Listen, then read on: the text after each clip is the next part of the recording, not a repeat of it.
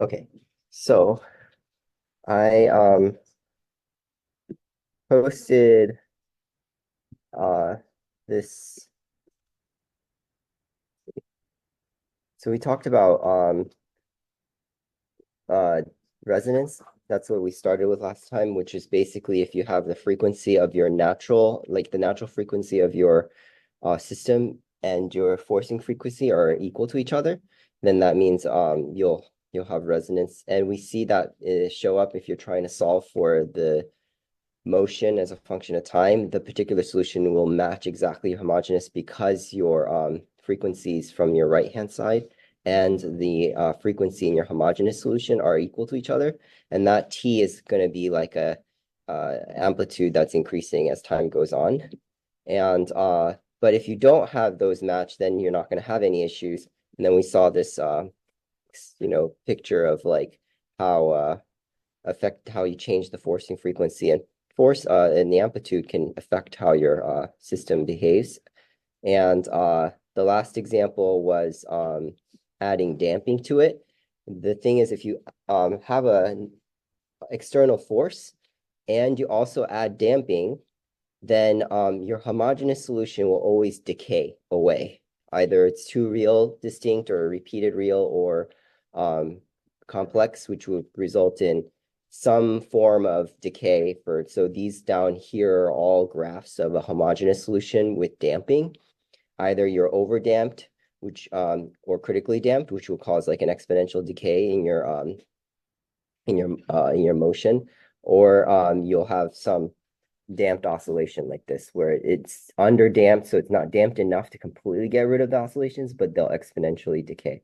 And then that's just so showing you that, okay, your homogeneous term will exponentially decay, so therefore your free response, which is your homogeneous solution, it's the response you'll get if you leave the system be on its own for free, like let it be free, that will end up going off to zero. And the only thing that will be left is your forced response, which is your particular solution. And then you can look at this, but if I were to take this particular solution right here with like half and 3/2 being the coefficients of dark cosine and sine, you could always write it in amplitude phase form.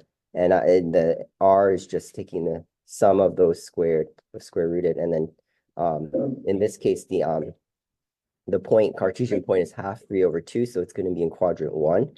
And you just take the tan inverse of the y divided by x. And so that's just, you can look at that as like a review, but I decided I'll just write it in so that I don't have to do it today.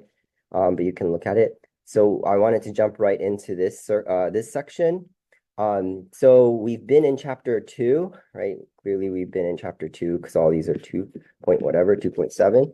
But we're going to jump quickly back to 1.10 is where the book actually introduced electronic circuits. And then we'll use that in combination to the new section, which is 2.8, which uses second order equations to model charge in a circuit. So just a little background. At each point in a circuit, there are two quantities that people are interested in. They're interested in the voltage, which is the electrical potential, and the current, which is the flow of charge. And so the convention is current is the net flow of positive charge. So the electrons are moving from negative to positive. They want to model current as going from negative to positive. So and then voltage is the amount of electrical potential energy between 2 points on a circuit, caused by one point having more charge than the other. So there are certain laws, like let's see if I can, the Kirchhoff laws, I think they're called.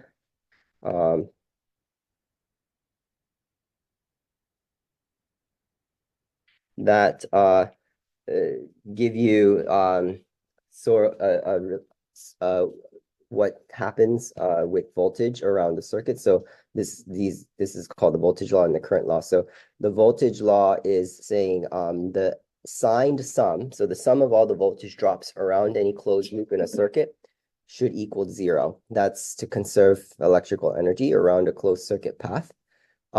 So the word signed means that you may have a positive voltage drop or a negative voltage drop. A voltage drop is, positive. So here, all voltage drops have a positive sign. Sometimes on your circuit, you might have a source, like a power source or a battery, and that's actually technically a voltage gain. And what is a voltage gain? A voltage gain is the opposite of a voltage drop. So it's like a negative voltage drop, okay? And all those add up together to 0 in a circuit. So you conserve electrical energy, electrical potential energy. We're only going to look at a single loop, like you might have parallel loops or multiple loops, but for a single loop, the current is the same everywhere in that circuit along it. So there's like all these devices on there, like resistors, inductors, or capacitors. In a single loop circuit, the current should be the same at all those devices. So we're going to define variables. So little v is going to be our voltage drop, which is measured in volts. I is the current, which is measured in amperes. And Q is the charge at a device, which is measured in coulombs. There is already a way to relate Q and I. So current and charge, just because I said current is the net flow of charge, it's the same as the rate of change of charge at some point. So you can say, because it's a flow of electric charge, that I is going to be equal to the derivative dq over dt. It's the rate of change of charge at some point, because it's the flow of to q, basically.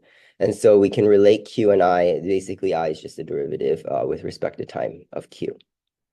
So you have this diagram that's a single loop. This is the general circuit we'll be looking at.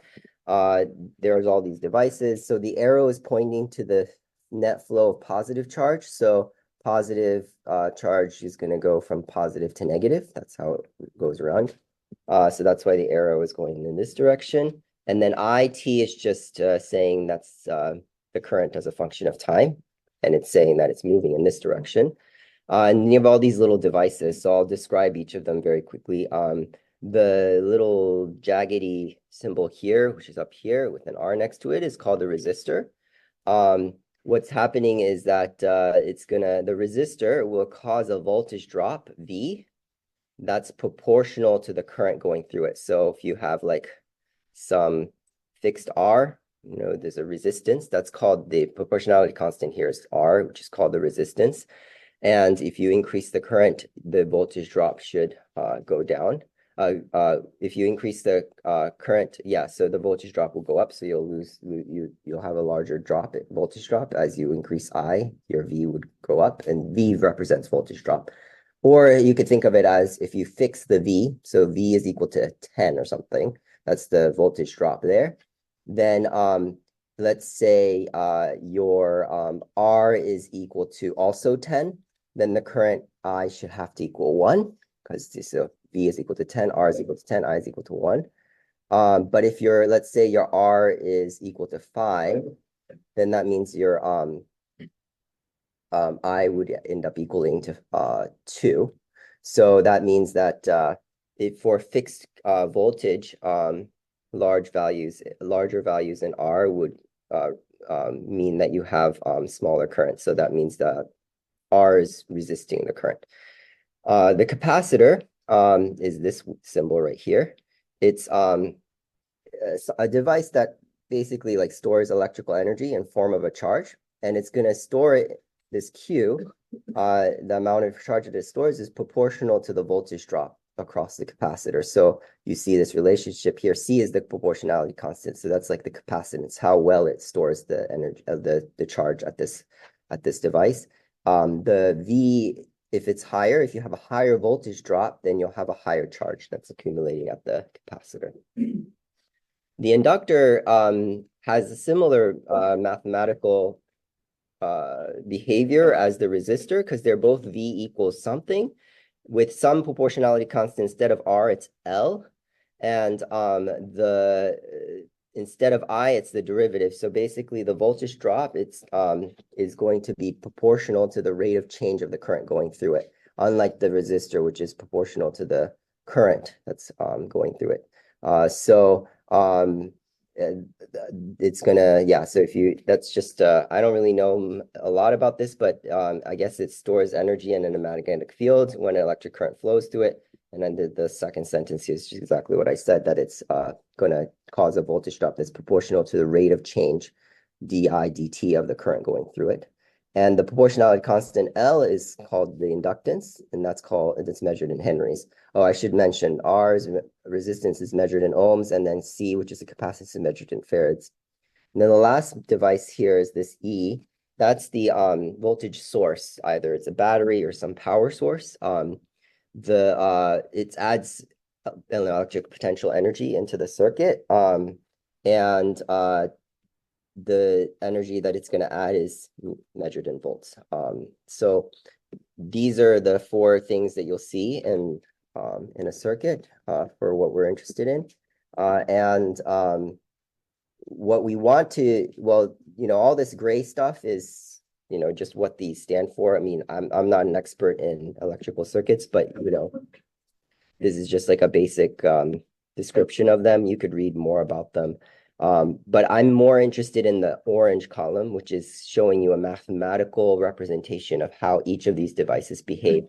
And what you can see from all of these is that they all have V in all of them. They all have some relationship of charge Q or current I, or the rate of change of current, and how that relates to voltage at each of the devices. And that's what's common. I mean, even though not all of them have I's or Q's in them, they all have V's in them, right? All these three devices up here. So that's what we're going to use is to know how these devices are affecting the voltage. And so jumping to this 2.8, which is the section we're really going to look at, we're going to look at again the single loop circuits. Linear is just saying that your proportionalities are all just, well, the R, C, and the L, we're going to also look at those as being constant. And these relationships here are going to give us a linear equation and a linear differential equation, which you'll see in a moment. And that's why these are called linear. RLC is coming from the fact that it has a resistor, a capacitor, and an inductor. R being the resistance, L being the inductance, and C being the capacitance. So this is just, and they all behave linearly. And we're also going to assume that these R, L, and C are all constants, although that assumption doesn't have to happen. You could have something that's going to have, but generally you'd expect that your resistor won't change its resistance as a function of as time revolves.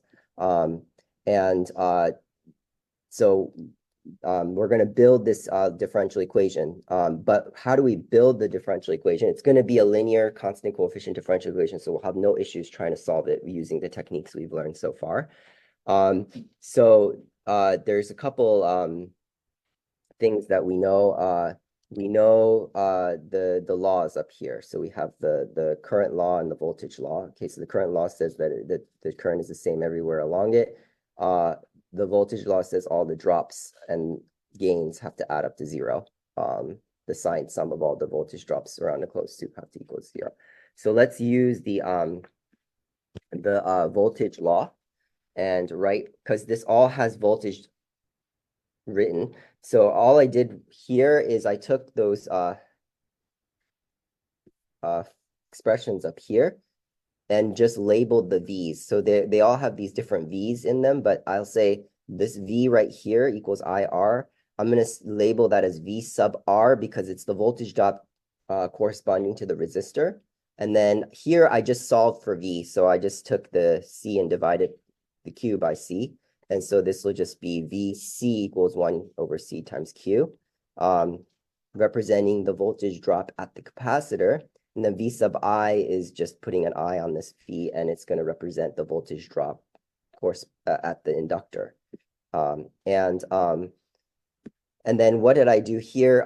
Since these are all voltage drops here, but this right here is a voltage gain. E of t is some voltage that's being added to the circuit. I have I say it's a function of time because you may have a power source that's delivering power that's not constant the whole time. It could change with time, or it could short circuit and then like it doesn't add voltage to the circuit after some time. But assuming that the voltage that it's adding into the circuit is positive, as from the perspective of like trying to represent it as a voltage drop, it's going to be negative E of t because it's actually a voltage gain. It's opposite of a voltage drop, so I'll put a minus sign there. And so we'll use the voltage law. The voltage law says that all the voltage drops and gains have to add up to 0. So you'll have VR. That's the voltage drop at the resistor. Your VC, that's the voltage drop at your capacitor. And your VI, which is the voltage drop at the inductor, minus the E of t has to equal 0. But we know that or you could think of it this way. You could think of it as all my voltage drops, which are these, have to equal the voltage gain, which is the same as the top equation up here. So it's like all my voltage drops has to equal the voltage gain. So it's like basically I'm putting in electrical potential energy, that's the E of t, then all the devices will cause a drop that can't be more than the amount of voltage that you're putting into the system. That's conservation of electrical energy. But of course, these are the same. These are the same. So I'll look at this up here. This one right here, I'm just going to write what VR is. VR is IR plus what is VC? VC is 1 over CQ. And then what is VI? VI is LdI over dt. And then minus, I'll just move that to the other side. So I'll just move this to the other side. And so we have this equation. All the voltage drop equals the voltage gain. No loss or gain of electrical charge or electrical energy in the circuit. So we have this equation right here coming from the voltage law. So all we did to do this, make this equation, is we observed how each of these devices behave. There's like some electrical engineering and physics that you might want to know, but just going to accept the fact because this is a math class, we just want to know what the equations are. But where these come from, you can look at them a little bit more deeply if you want, but I have a basic description of them and I talk through these very quickly. But given this, in addition to the voltage law, which is just conservation of electrical potential energy, means all your voltage drops have to add up to the gain in the system. No electrical energy is created or destroyed. That means that you have all your voltage drops have to add up to the voltage gain, which gives you this equation right here. So that's our differential equation, but our differential equation has both I's and Q's in it. And it would be nice if we just had, but the RCL, that's fine. Those are just going to be numbers at the end of the day. But the I and the Q's, you might not want to have a mixture of those two in your equation. So what I'll do is I'll copy this and then I'll do some extra stuff to it down here. So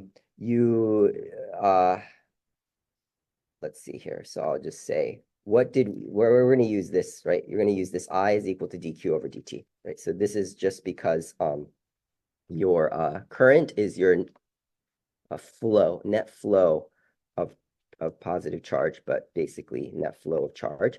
That means it's the rate of change of charge. So we have this by definition.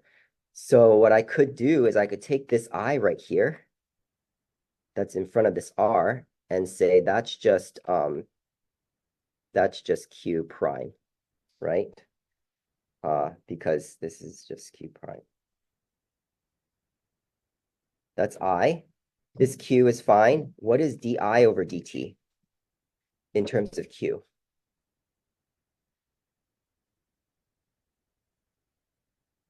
So if I is Q prime, di over dt is yes. So we have an equation that's only in terms of Q instead of a mixture of I's and Q's. So I'm going to write this Q double prime term first. So it'll be L Q double prime. Plus, I'll write the Q prime term, which is R Q prime. And then I'll write the 1 over CQ is equal to E of T. And that's your second order differential equation for a single loop RLC circuit with RLC circuit. So it has like all three devices with some voltage source. And so this is the same as this equation right here. But I just wanted to, basically take the voltage law, take all the expressions for each of the devices and what kind of effect they have on the voltage. And then the voltage law, you can tie everything together through the voltage drops because they have to all add up to 0. And so you have this. And I'll just point out that this is the linear equation in Q because all the Q's are linear in Q and its derivatives. Like we've seen before, we now have Q's. In the past, they would have been like X double prime, X prime, and X. And they all appear to a power of 1. The only reason we have Q in this problem is because it actually represents something and it represents charge in our circuit. We're only going to look at these being constants. So this R, L, and C are constants. So it's constant coefficients. So we know how to solve these equations. So it kind of looks not that different from like for instance, what did we see for a spring mass system? A spring mass system was mq double prime plus r, no, not, it was x. So mx double prime plus delta x prime plus kx is equal to, and you may have had some forcing, right? So you might have some forcing on this. So this was what we used to have for a spring mass. But an electrical circuit equation for the charge on an electric circuit looks kind of like a spring mass equation with the L being an M and then R being delta and K being the 1 over C. And I guess out of all of these, maybe the R being delta makes a lot of sense because R was our damping coefficient. It was basically the amount that it resists motion. And in the spring mass system, it was resistance of motion. R is the resistance of electrical, it's the resistance of the flow of charge. So there's a relationship there. So it's second order constant coefficient differential equation. So I'll come back and talk more about that connection, but let's do a problem right away first. So suppose you have an RLC circuit with a 1.5 volt battery as the voltage source. That means that E of T is equal to 1.5. That's the constant. It's just a 1.5 volt battery that's constantly delivering 1.5 volts into the circuit. Then suppose you have, resistance is 1.5 ohms, the inductance is 1 Henry, and the capacitance is 2 farad. Initially, the charge on the capacitor is 2 coulombs. The current in the resistor is 4 amps. Find the charge Q of T on the capacitor and the current as functions of time. So we're just going to use this equation up here.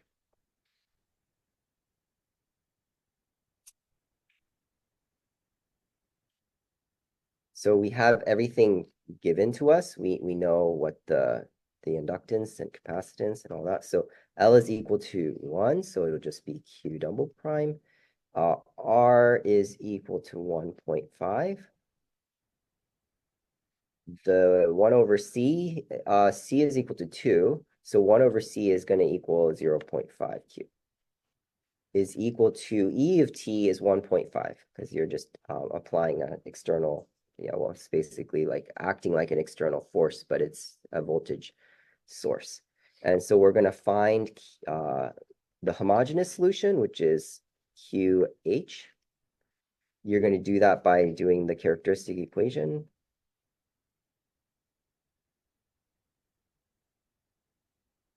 And I trust that you guys can solve this quadratic equation. You'll end up getting that it's equal to -1 and -1/2, which means that your QH is two distinct reals. So it's going to be e to the -t plus C2 e to the -t/2.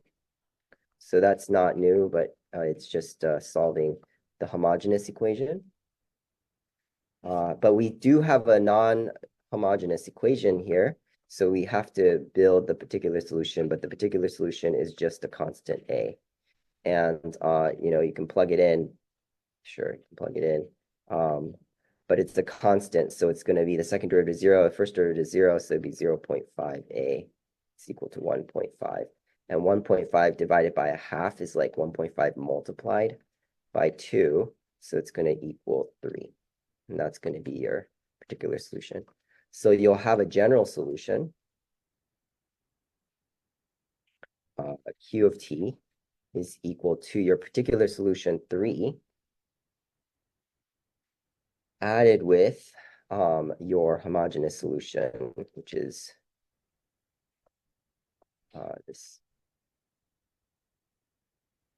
And this will give you your general solution.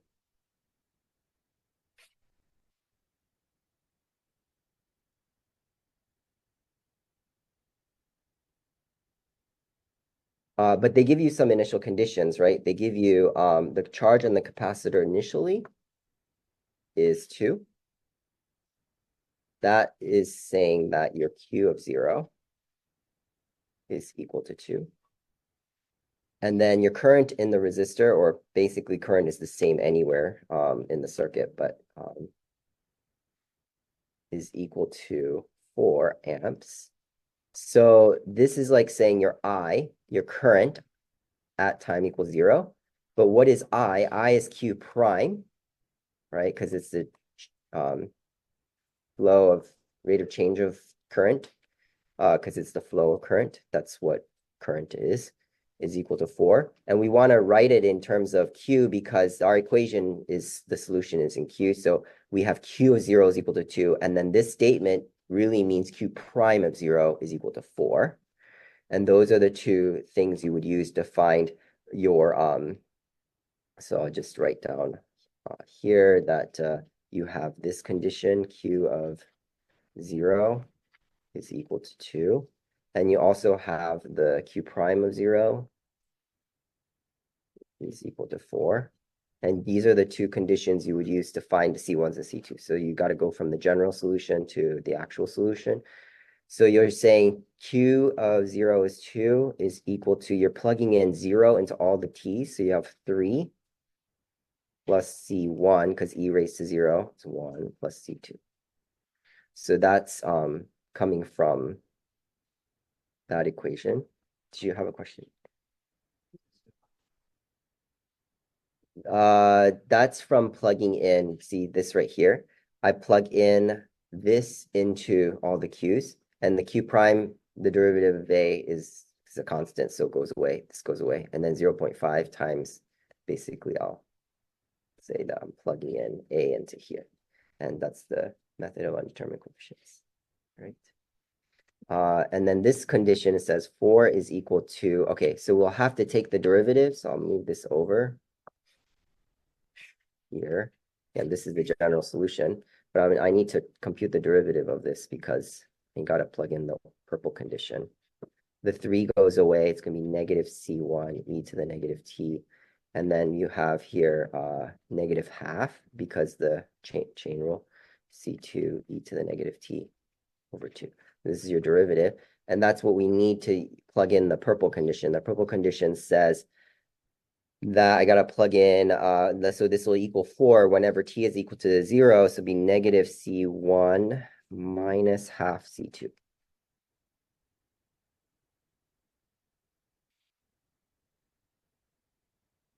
Okay, so we have that. And then I'll just say that this right here, I'll just move the 3 to the other side to be negative 1 is equal to C1 plus C2. Okay. And then right here, well, I'll just copy it again. So I'll just copy this exact same thing. So it'll be 4 is equal to negative C1. I'm not going to do any manipulation on this one. It's just going to be this. But the reason is because now I can just, I notice there's a C1 and minus C1. So you could just add these two equations. This is like elimination method for solving. So this is going to be 3 here is equal to these eliminate. And you just have half C2, which gives you that C2 has to equal 6. It's multiplied by 2. And then that you can plug into the top equation. So you know that this right here says C1 is equal to negative 1 minus C2. So it's going to be negative 1 minus 6, which is equal to, so that means that therefore your C1 is equal to negative 7.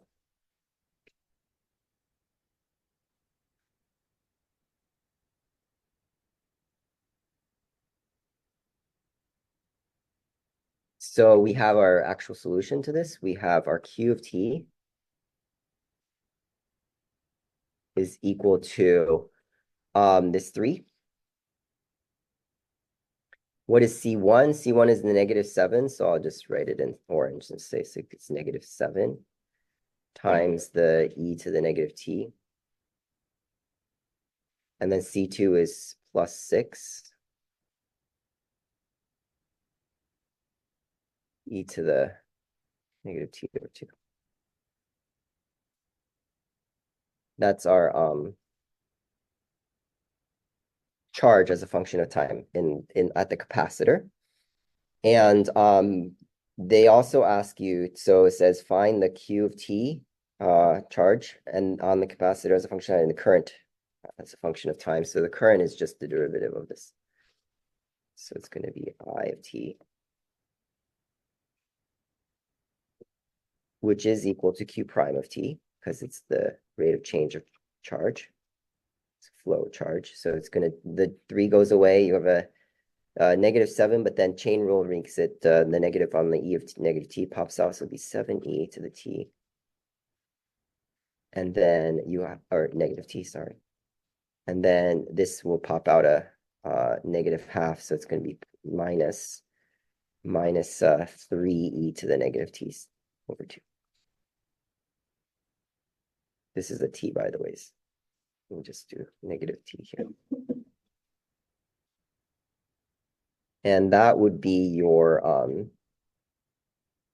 current. So I'll just say current as a function of time, and then our charge on the capacitor as a function of time are these two right here.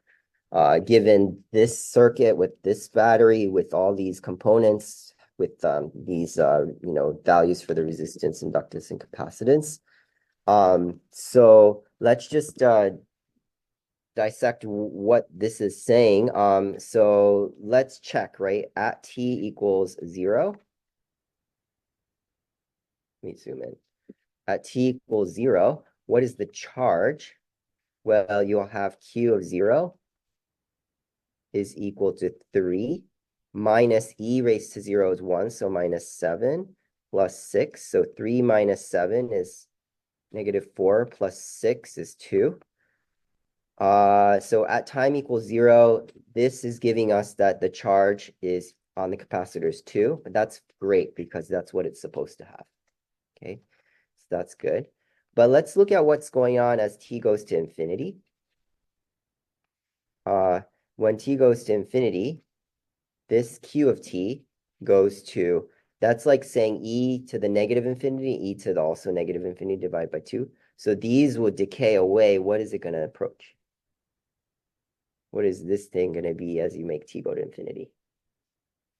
Just, yeah, just 3. So what's going on here is that the battery is causing the charge in the capacitor to go up from 2 to 3, and it will go up any higher than that. So I guess this battery is not strong enough to cause the capacitor to store more than a gain of 2 coulombs.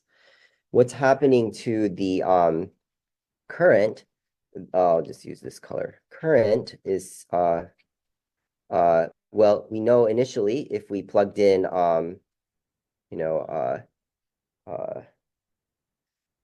well, we can do that, right? So if we say t is equal to 0, at t equals 0, your current I of 0 is this thing right here. E to the 0 is 1, e to the 0 is 1, so it'll be 7 minus 3. So your initial current is 4, and that's great because that's what it's supposed to be. But then what happens as you increase the time to infinity? Your I of t is going to approach what? Looking at this expression. E to the negative infinity, to the negative infinity, 0. Yeah, 0. So what's happening is that you have an initial current of 4, but as time goes on, all the current there's no more current anymore in the circuit. And right at that moment, your charge on the capacitor stops accumulating. So the capacitor accumulates charge so long as there's still current running in the circuit. And then as soon as the current goes away, it's gonna just not accumulate anymore. So it rose from a charge of 2 at the capacitor to 3, and then it stops because the current is no longer running at that point. So the battery is just working to just maintain a charge on the capacitor, and then after it has done that, it's only maintaining at that point. So that's that one. So that's a simple example that it's not hard.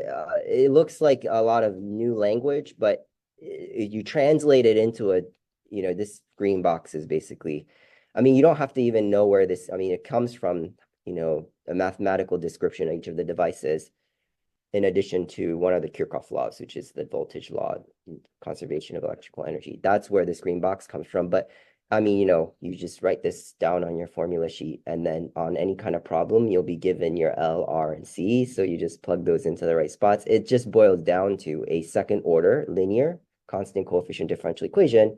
So you can just solve that like what we solved before. So it's just translating it into just an equation like this. And then also remembering that current is Q prime, just a rate of change of charge. And there's one more problem. So this is pretty quick, but I'm not probably going to get to be able to do this one. This one's like looking at a circuit that is going to have some initial like 1-volt battery that shorts out, and the shorting out is going to cause some kind of thing in the circuit that we'll look at. But I wanted to make the connection between the electrical RLC equation here in the green box, compare it to the spring mass, general spring mass equation. There's a lot of similarities here. So one thing that you might remember from the spring mass system is, like, suppose your damping is very low, right? If your damping is really low and you don't have much damping, so let's just say, suppose you have delta is like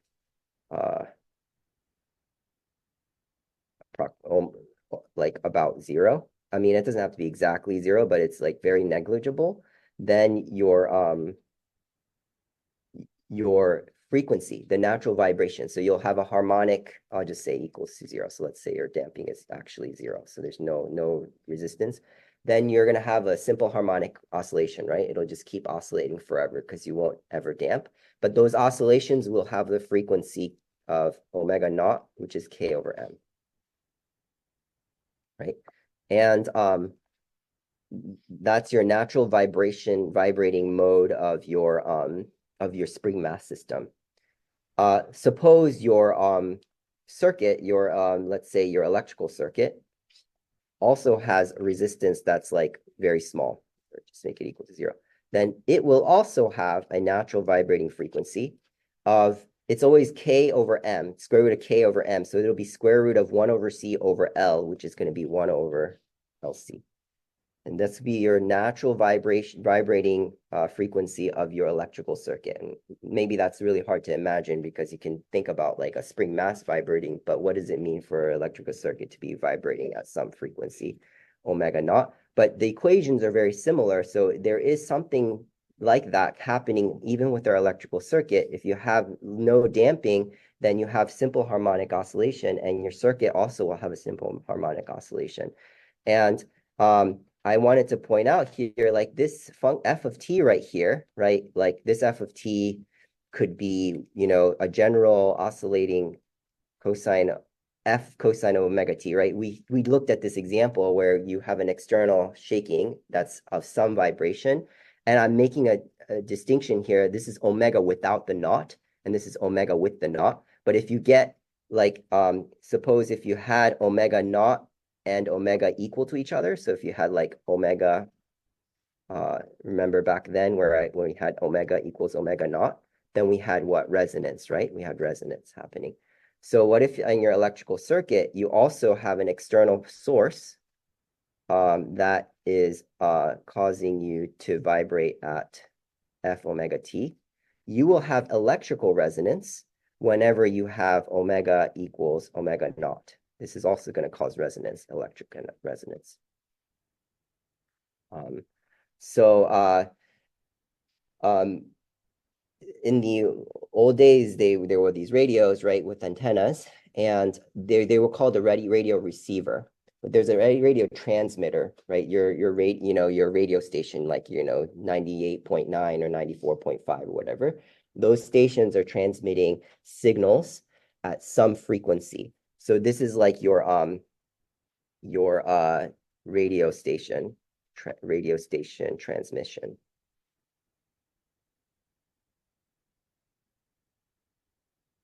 So they're transmitting signal at some omega. That's your omega without the naught. And you can tune omega naught. This is your radio receiver, right? This is your receiver. So that's like your actual device with an antenna that you have at home. So this is your receiver. Your receiver has some natural frequency that it wants to vibrate at. And so you can tune omega naught though, there's usually like a knob on your device, and it's probably tuning the capacitance of your circuit, of your radio circuit. And so you can make your C go up or down. That will change your omega naught. And if you can happen to make that omega naught match your omega of the radio station you want to listen to, then your device will resonate at the frequency. It'll amplify that signal of the transmitting radio station. And so, like, of course, they're all transmitting at different frequencies. So you'll tune your omega naught of your radio device to match the frequency of your desired radio station, 98.7 or 94 point whatever, to cause your device to resonate with that frequency. And then that's when you can hear the music or whatever they're saying on that station. And so that's what people used in the days when it was an analog society, where they're just trying to tune. It's just a circuit with some device in there, and you're just tuning something in the device, the capacitance or the inductance L. You have those two things you can tune. And so that's what so the idea is these two equations are similar, so they also have very similar characteristics. They both can exhibit resonance, and electrical resonance is is an application for in radios, analog radios. We'll do This last problem, which looks at a circuit with a battery source that short circuits after some time, and then see how that affects the charge and current in the circuit. And then that's enough for us to just end electrical circuits. It's a really quick section, and then we'll move on to higher order equations.